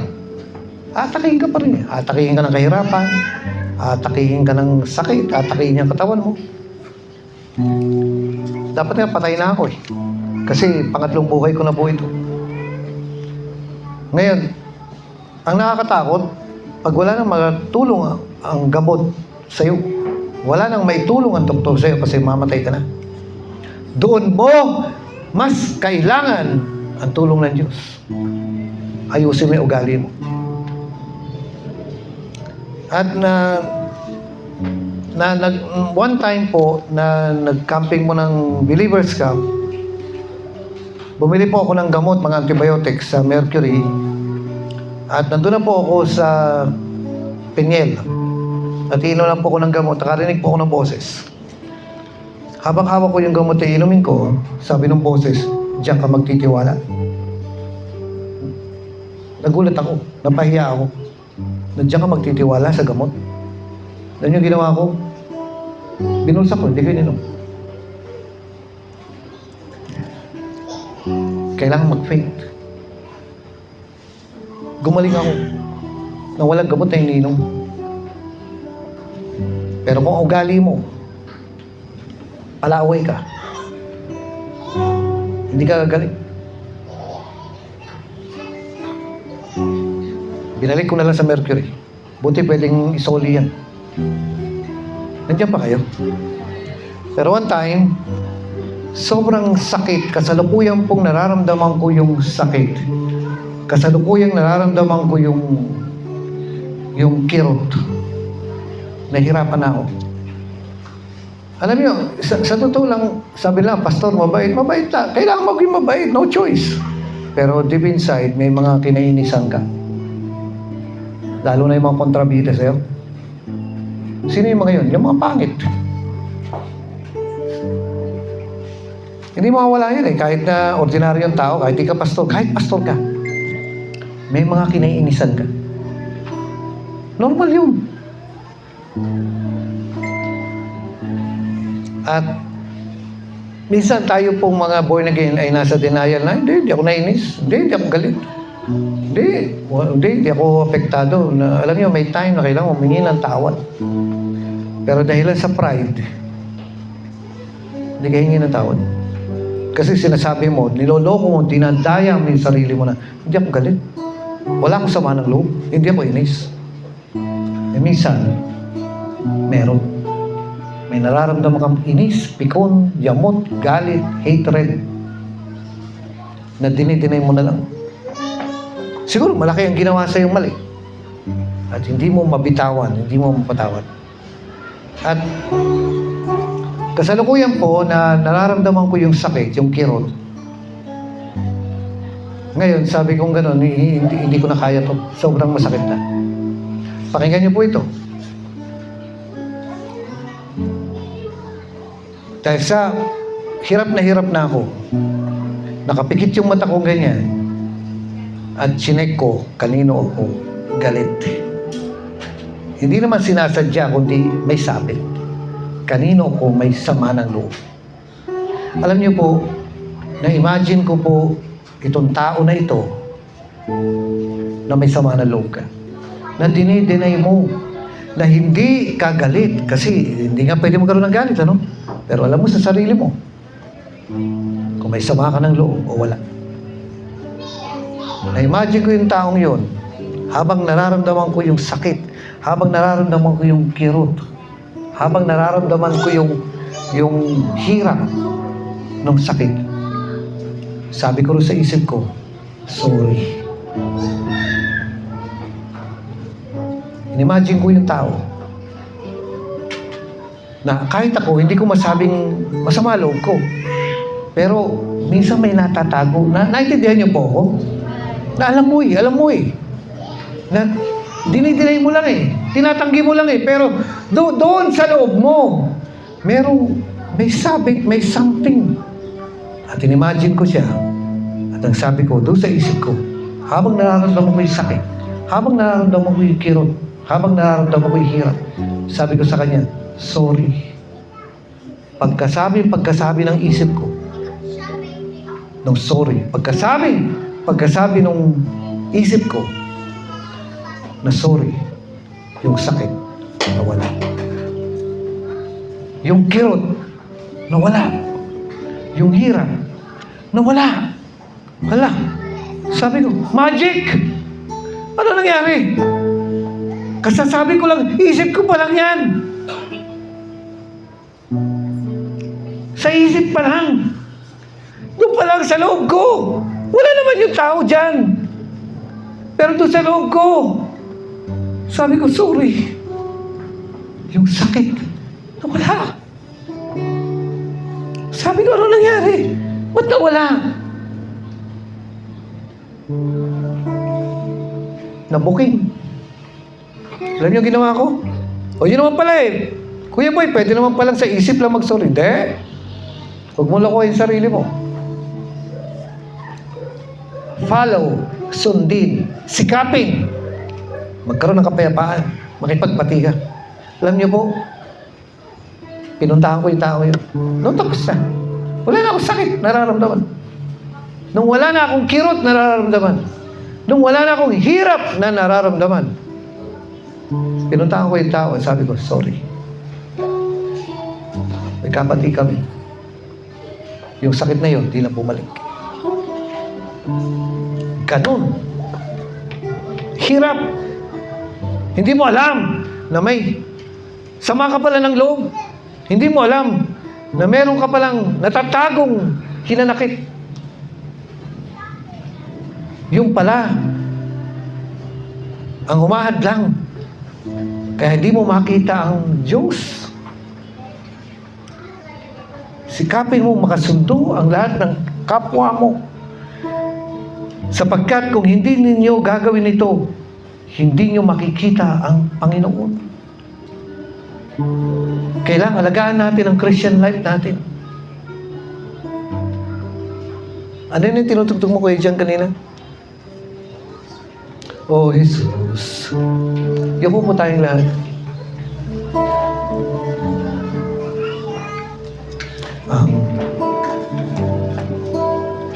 Sige, taas na natin ang kamay natin. Umawit tayo. Oh, Jesus. Oh, Jesus.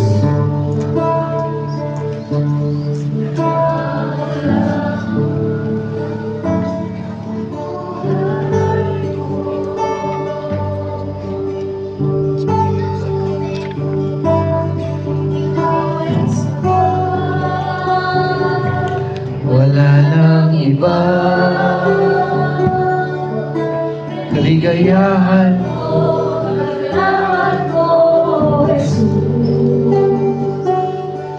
ikaw ay sapat. Wala nang iba, kaligayahan ko, Jesus. Ikaw lamang, sa'yo lamang sumasamba, magpupuri, maglilingkod sa'yo. Ikaw ay tapat, sa'yo magtitiwala.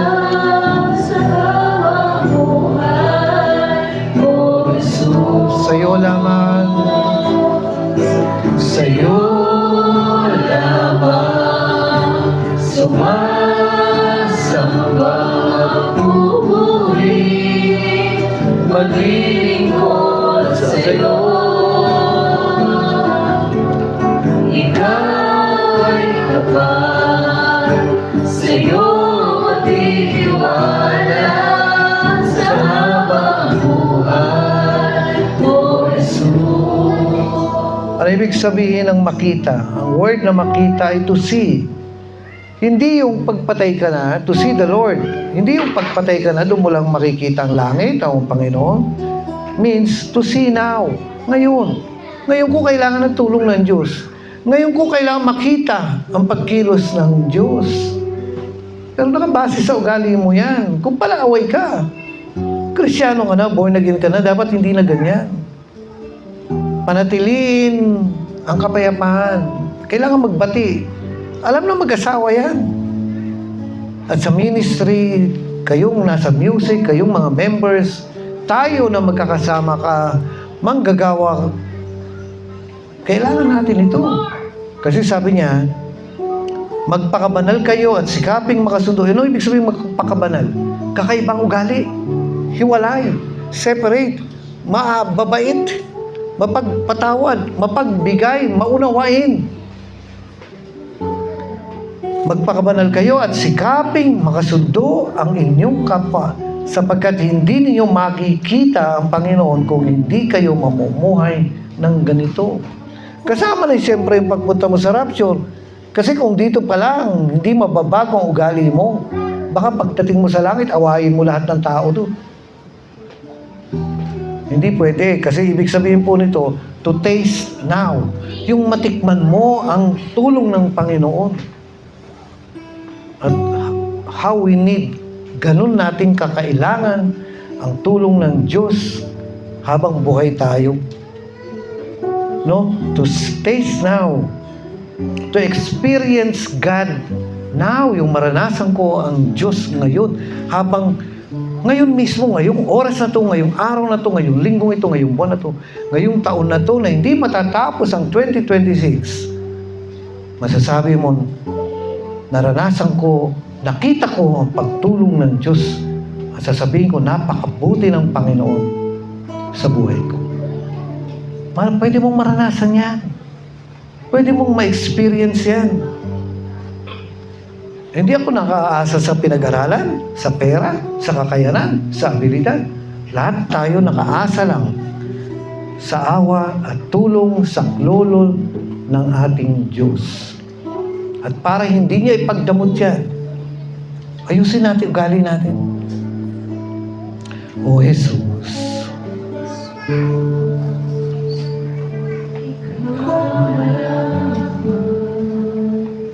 ang buhay ko. Sige, awitin po natin ito. Habang nakataas ang kamay natin sa Panginoon. O Jesus, Ikaw lamang ang buhay ko.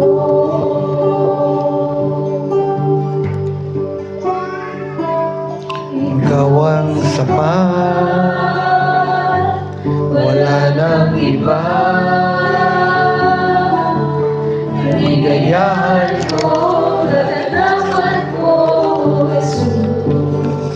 Ikaw ay sapat, ikaw ay sapat, wala nang iba. Ligayahan ko, gaganawan ko, Jesus. Ikaw lamang, sa'yo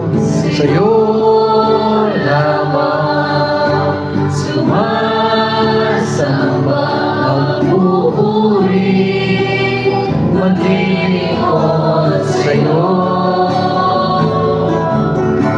Ikaw ay tapat, sa'yo magtitiwala sa habang buhay. O Jesus, sa'yo lamang, sa'yo lamang sumasamba ang pupuri, maglilingkod sa'yo. Ikaw ay sapat, sa'yo magtitiwala sa habang buhay. O Jesus, sa'yo lamang, sa'yo lamang sumasamba ang pupuri, maglilingkod sa'yo. Ikaw ay tapat, sa'yo magtitiwala sa habang buhay. O Jesus, tingin po kayo rito, may gagawin po tayo. Check nyo po yung mga taong lagi nilang nakikita ang saklolo, ang presensya, ang tulong ng Panginoon. Sila yung mga walang sabit sa puso. Nandiyon yung pagpapatawad. Nandun yung pagbibigay na, hindi mo lang alam ginawa nila sa akin, di ko na kailangan malaman. Basta alam ko, Kristyano ka na. Kaya magsisimula sa'yo. Kailangan gumawa ka ng strategy na ikaw makapagkasundo. So, ang gagawin po natin, 1, lahat na sa palagay mo may sabit ka, may mali ka, alam nyo, dalawin yung nanay, tatay nyo. Puntahan nyo. Pagkatapos po ngayong Sunday na to, chat nyo yung tatay, nanay nyo. Sabihin nyo, Ma, Pa, love you. Mahal kita. Dadalaw ako rin. Ngayon, pagpunta nyo rin, magdala kayong pasalubong. Subukan nyo lang yakapin tatay, nanay nyo. Hayaan nyo magulat sila. Alam niyo po, wala na akong tatay, nanay. Walang 2014 namatay po ang nanay ko. Pero every year, namimiss ko nanay ko. Tatay ko namimiss ko. Sa sobrang miss ko sa kanila, yung background picture ng Facebook ko, hindi ko tinatanggal. Nanay ko nakalagay. Doon sa kwarto ko, andun ang picture ng tatay ko. Everyday ko nakikita yan. Tuwing dadaan, ang papasok ko sa kwarto ko, makikita ko yung picture ng tatay nanay. At minsan, alam ko namang di nila ako sasagutin pero minsan, Nay, sana nandito ka tayo, sana nandito ka. Hindi pa rin nawawala sa akin yung pagka-miss ko sa tatay nanay ko. Dumating naman ang time na pinalo ako ng tatay ko. Sa mga loob ko, galit ako dahil pinalo ako, sinaktan ako. Pero kahit ganun na, mahal ko sila, namimiss ko sila. At noong time na buhay ang tatay ko, ina-atake siya na-stroke siya. Nakita ko paano nagkukumbulsyon yung katawan niya. Nasabi ko sa Diyos na, Lord, bigay mo na lang sa akin itong sakit na to. Para hindi na dalhin ng tatay ko. Para hindi na maranasan ng tatay ko, bigay mo na lang sa akin, nasabi ko sa bibig ko yan. Sumagot po ang Panginoon doon, narinig ko yung audible voice ng Diyos nung pinanalangin kong tatay ko. Alam nyo, subukan nyo i-chat si mama, papa nyo, kahit kapatid nyo kung sino pa man. Pag minsan di na kailangan ng sorry, sabihin mo lang na miss you ma, pa. Ayan yung magulat sila tapos gumawa kayo ng plano. Devise a plan. Puntahan nyo si tatay, nanay nyo, dumalaw kayo na purpose nyo, hindi makipagtalo, hindi makipag-away. Kung hindi, yakapin nyo lang, magdala lang kayo pasalubong. Kahit na ano.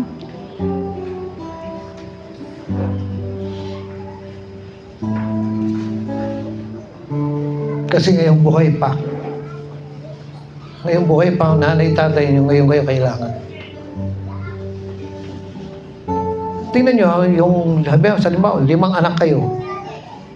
Inalagaan kayo ng tatay, nanay nyo, nag-alagaan kayo ng nanay nyo, 5 kayo. Nakaya nga niya kayong alagaan eh. Pero ngayong matanda na siya, kayong 5 na magkakapatid, walang gusto mag-alaga. Lahat kayo may kanya-kanyang dahilan. Pero nung siya nag-aalaga sa inyo, nakasurvive nga siya. Ito sinasabi ng Diyos. Kung gusto mo makita ang pagkilos ng Diyos sa buhay mo, kailangan makasundo mo lahat yan. Yan ang unang gagawin mo. So magplano ka na, devise a plan. No? Hindi ka nagpunta raw para makipagtalo. Okay, may mga maring hindi nga kayo naalagaan ng nanay, tatay niyo. Hayaan mo na yun, Kristyano ka na yun. Sana naman, si nanay, tatay mo, kahit na hindi naging ganoon katapat, makaramdam pa rin ng pagmamahal galing sa anak niyang Kristyano. At ang pangalawang gagawin ninyo ngayon, no? Puntahan niyo po yung kamag-anak niyo dito sa anniversary natin. Tatayo kayo, lalapit kayo doon. Kung kamag-anak mo siya, magpe-pray kayo, magsosorihan kayo. Basta kamag-anak mo. Hindi na mahalaga kung sino pa ang tama o mali sa inyo.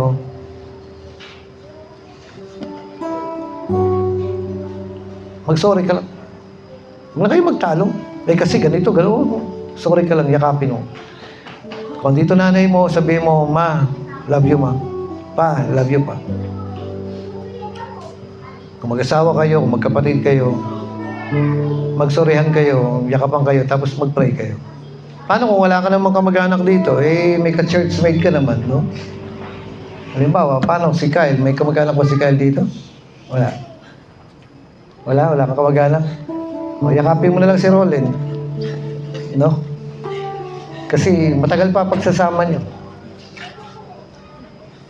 Yung mga tatay po natin, magmano kayo. Yung mga nanay po natin, magmano kayo. Pero kung may kamag-anak kayo, puntahan niyo yun at sabihin niyo, Ma, Pa, love you pa. Habang inaawit natin ito, pakibigay mo muna yung microphone dito kay Jasmine. Alam niyo po ba, lahat po ng mga taga Maynila dito nag-deploy sa Kamarin? No? Yung mga taga Maceda, maliit pa to si Maymay noon eh. No, dito, nga pala, dito pala sa Manila, dito pala nag-OJT. No, at, sige po, sino ang lalapit? Actually, sino yung unang lalapit? Yung pinakamababa ang loob. No? yung pinaka gustong pagpalain ng Diyos, siya ang unang lalapit. No, magsurihan kayo, magpanalanginan kayo habang inaawit natin ito. O sige po, ikaw ay sapat. O sige, punta na po kayo, lapitan nyo, huwag kayong mahihiya. Lumapit kayo doon sa mga kamag-anak nyo. No, dahil yan ang gusto ng Diyos. Yan mo. Jesus, ikaw ay sapat. Eh sige po, kumilos kayo, kumilos kayo. Kung wala kayong kamag-anak dito, maghanap kayo ng pwede nyo lapitan, na magpanalanginan kayo. Maglapitan kayo, maghanap kayo ng pwede nyong kayakapan. Sa'yo lang. Kung wala, magkakaibigan, sige, maglapitan kayo, magkaibigan, mag-prayer kayo, magpanalanginan kayo. Ikaw ay tapat. Magpanalanginan kayo, magsurihan kayo, yakapan kayo sa habang buhay. O Jesus, sa'yo lang. Huwag kayong maghihiwalay na walang prayer, ha? Kailangan mag-pray kayo, Maglilingkod sa'yo. Ikaw ay mag-prayer po kayo, magpanalanginan kayo.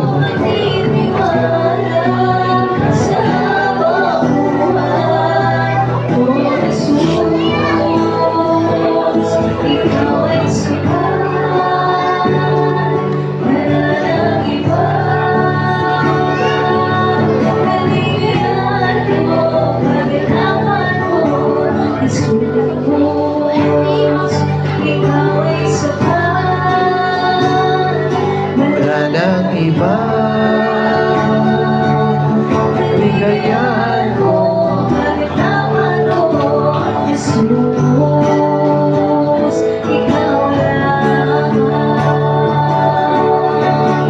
Sa'yo lamang sumasamba, magpupuri, maglilingkod sa'yo. Ikaw ay tapat, sa'yo magtitiwala sa habang buhay.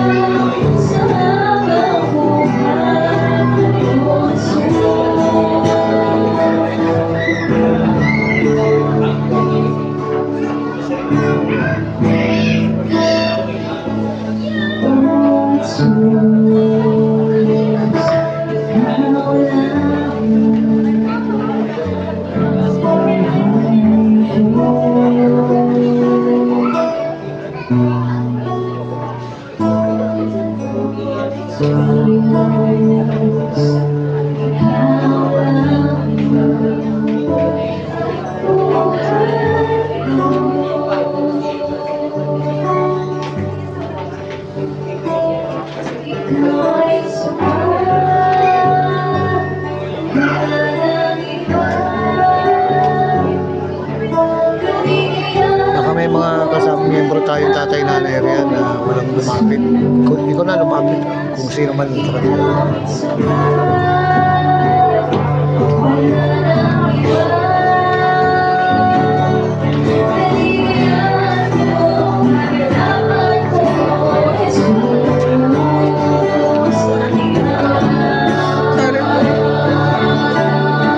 Mag-usap tayo mamaya, ha?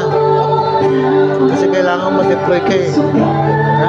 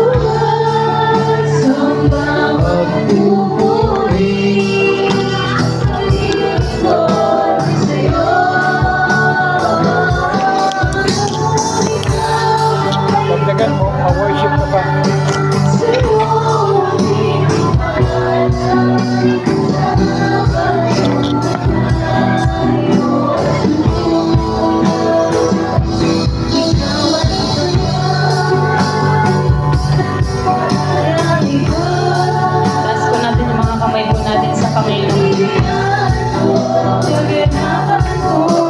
Jesus, patuloy po tayong magpuri sa Panginoon.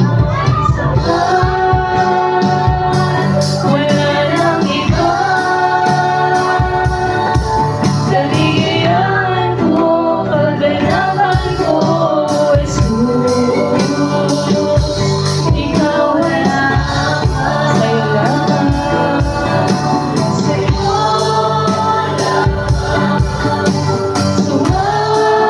Sumasamba, magpupuri, maglilingkod sa'yo.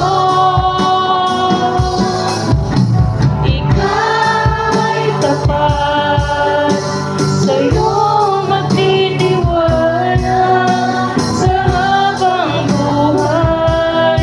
O Jesus, sa'yo lamang, sa'yo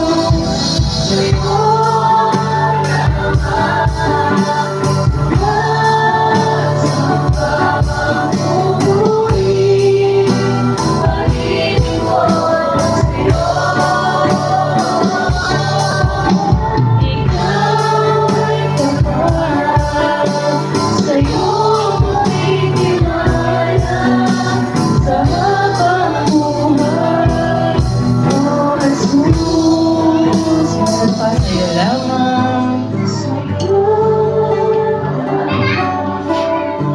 sumasamba, magpupuri, maglilingkod sa'yo.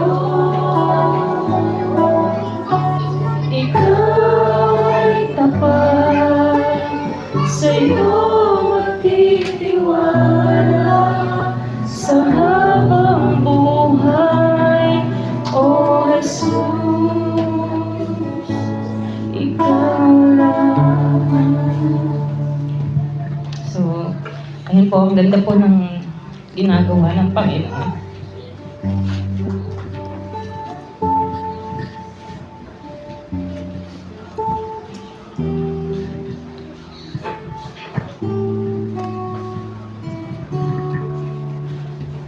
Tunay nga po na ang Diyos napakabuti at nakikita niya po talaga ang buhay po ng bawat isa po sa atin. Patuloy niya tayong tinuturuan dahil ayaw niya na mapalayo tayo. Amen. Patuloy niya tayo na dinadirect. Tunay nga na along the way sa buhay natin bilang isang Kristiyano, hindi naman po talaga natin mag-perfect. Amen. Hindi po always na smooth. May mga struggles tayo. Pero ito nga po ang buti ng Diyos kasi sa bawat pagkakataon at sitwasyon na pwede nating daanan, inaayos tayo ng Panginoon. Kaya nga diba, ang ganda po ng message. Although naririnig na natin, nababasa na po natin sa mga Bible po natin. Pero ang Diyos always specific po siya pag nangusap. Ang sabi na, napakahalaga na sa buhay po natin bilang isang Kristiyano, hindi lang sa pangalan yung pagiging Kristiyano, kundi sabi nga po kanina, di ba, ng ating pastor, dapat separate. Nakabukod, hindi pwedeng Christian tayo pagdating lang ng Sunday. Hindi ka born again kapag nasa loob lang ng simbahan. Kundi, sabi nga, di ba, iba po tayo. Di ba sabi nga, holy. Mamuhay ng may kabanalan. Hindi tayo tutulad o gagaya sa normal na takbo ng mundo. Sabi nga po, sikapin nating makasundo pang lahat. At may mga pagkakataon at sitwasyon sa buhay natin, may mga kanya-kanya kasi tayong buhay Pwedeng ikaw ay nagtatrabaho, nag-aaral ka, nasa bahay ka lang. Pero minsan, di ba, makaka-encounter po talaga tayo na magkakaroon ka ng taong hindi mo makakasundo. Lalo na sa trabaho. Sa eskwelahan, may mga times na may mga tao tayong hindi na makakasundo, pero ito po patuloy po tayong tinuturuan na dapat hindi pala tayo makipagmatigasan din. Ako sa totoo lang, actually, nato nga, di ba kilala niyo po si Husky? Sabi nga ni Pastor Boy kanina, muntik na silang magkabaranggayan. Kasi nakapatay. Sabi nung pamangkin ko, mamamatay pa na si Husky. Kasi actually po, nitong last Sunday lang, si Husky dito po sa amin, ay nakapatay po ulit siya ng puting. Hindi ko na malayan kasi nilalakad ko kasi pinapaihi ko nga po siya. Hindi ko napansin sa ilalim po ng truck, sa likod ng gulong, meron palang maliit na kuting. Nasa isang gumanan lang konti. Pagkalabas na may bit-bit na siyang sakmal na kuting. Pinawasiwas na kahit anong gawin namin, ayaw niyang bitawan. Binuka namin yung bibig niya para lang mabitawan, pero yun po, namatay po yung kuting. At yung kuting na yun ay nag-iisang anak ng pusa ng kapitbahay namin na mahal niya. Umiiyak siya. Ayun nga po, ang kailangan natin gawin, mag-sorry. Alam niyo po, hindi kami pinapansin po nung habang nandun po kami nag-sorry, tagal po namin nakikipag-usap. Hindi po kami pinapansin po nung may-ari po ng kuting. Aminado naman po ako sa sarili ko na although ginawa po natin yung part, pero alam ko somehow sa loob ko. Kaya nga ito yun, ang buti po ng Lord. Kasi minsan din natin namamalayan yung sarili natin na hindi na pala ito, mali na pala. Nakakala natin okay lang kasi nag-sorry naman na ako. Pero alam niyo po, ako personally, sa loob ko, parang may something kasi nga, ang tagal namin nag-sorry doon, pero hindi niya po kami kinakausap, pinapansin. Pero yung asawa naman nagre-response. Pero alam niyo po, itong week na to, kasi nung Sunday lang po yun. Kasi medyo ka-close ko po yung kapitbahay namin. Pero itong buong week na to, hindi ko po pinapansin yung kapitbahay namin na yun. Kasi nga, ayun nga, parang sa loob-loob ko, nag-sorry naman na ako Ginawa ko yung part ko, pero ito hindi pala dapat. Mag-effort pa pala, kailangan pa pala nating, sabi nga gumawa ka ng strategy, ng plan na kailangan suyuin kasi syempre mali naman talaga namin yun.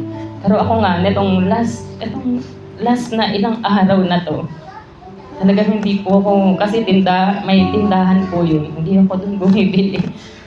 Kaklose ko po yun, kabiruan ko pa po yun. Pero dahil nga parang feeling ko, nireject niya yung pagsusorry ko, parang bahala. Parang sa loob-loob, bahala ka nga kung ayaw mo. Pero ito mali pala. At patuloy po tayong inaayos ng Diyos. Di ba mabuti ang Diyos? Kasi kung patuloy, although minsan kasi alam natin pero kung magpapatuloy yun, sabi nga, di ba, sa verse, di mo makikita ang pagkilos ng Panginoon. Kung magtutuloy-tuloy yun, nun kung hahayaan lang natin na akala natin, tapos na, nagawa mo na yung part mo, pero hindi pala. Kailangan pala natin magbigay pa ng extra effort para yung totally maging okay. Na yung makasundo mo rin. Kasi alam ko, hindi siya okay sa akin until now. Kasi kanina bumili ako ng mineral water sa kanila. Sinasabi niya pa rin, hindi ako tumatanggap ng sorry. Pero ayan nga po, ang buti ng Diyos kasi eto po, na lumuwag po sa pakiramdam. Yung parang kang naka-release na okay, meron pa palang kailangan gawin. So, sa bawat isa sa atin, may encounter po tayo na mga ganong sitwasyon. Lalong-lalo na po sa family po natin. Sa loob ng tahanan, may mga pagkakataon na hindi palaging okay, hindi magkakasundo. Pero ito po, tinuturuan po tayo. Sabi nga po, pag-uwi mo, o kung nasa malayo man, yung nanay o tatay mo, kapatid mo, kamag-anak mo, na alam mo hindi kayo okay, makipag-ayos po tayo. Pakita po natin na tayo ay Kristiyano, hindi lang sa pangalan, kundi sa pamumuhay. Amen. magbigay tayo ng extra effort. Amen po. Kasi tayo din ang magsasuffer. Imbis naman, merong mas magandang gagawin ang Diyos sa buhay po natin. Mahadlangan pa dahil po sa mga ganong sitwasyon. Amen. So patuloy lang tayo sa Panginoon. Maganda po ang ginagawa ng Diyos. Naramdaman niyo po ba ang presensya ng Panginoon?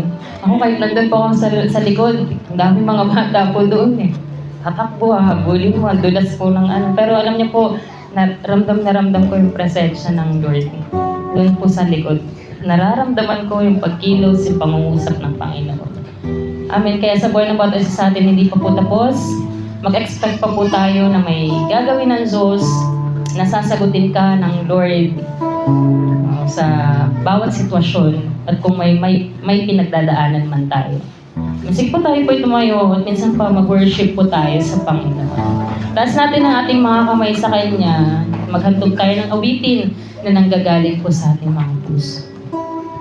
Ikaw ay sapat.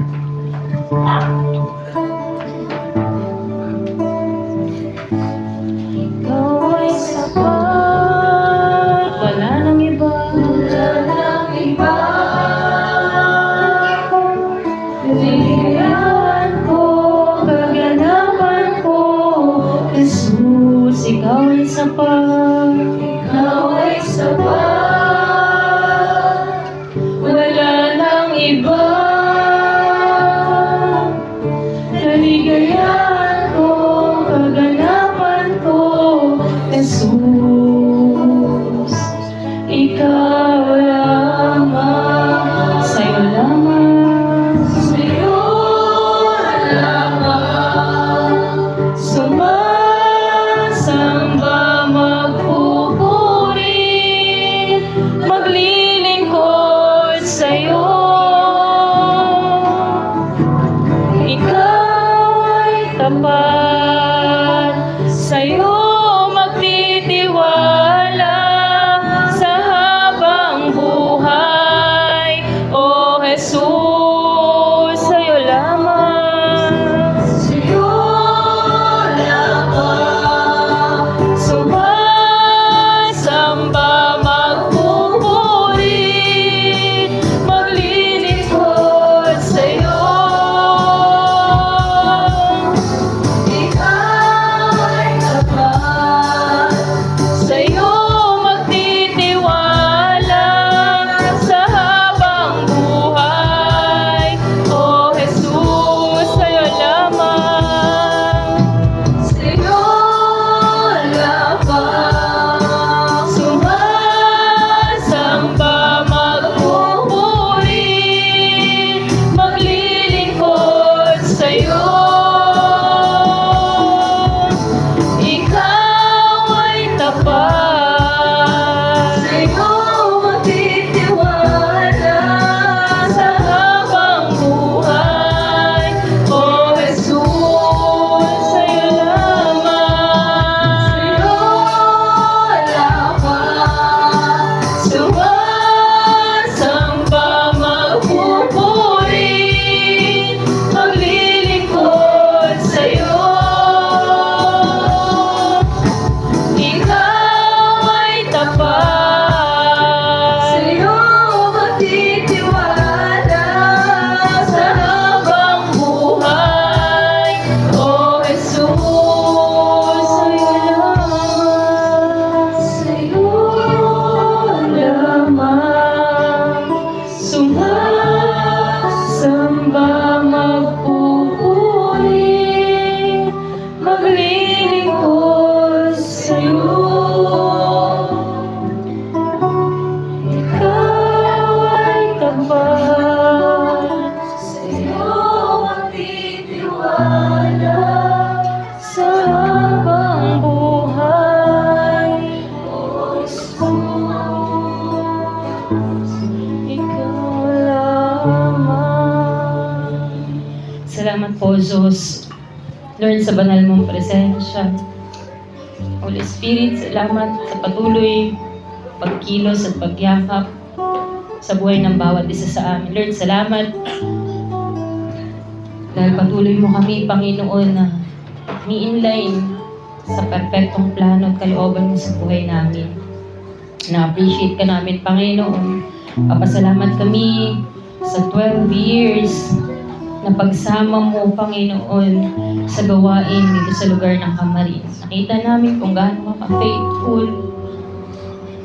Naranasan namin, Panginoon, presensya mo, ang kapangyarihan mo, yung kabutihan mo sa buhay namin, sa bawat gawain sa lugar na to, sa bawat kaluluwa, Panginoon, na yung ipinaabot sa amin. Nakita namin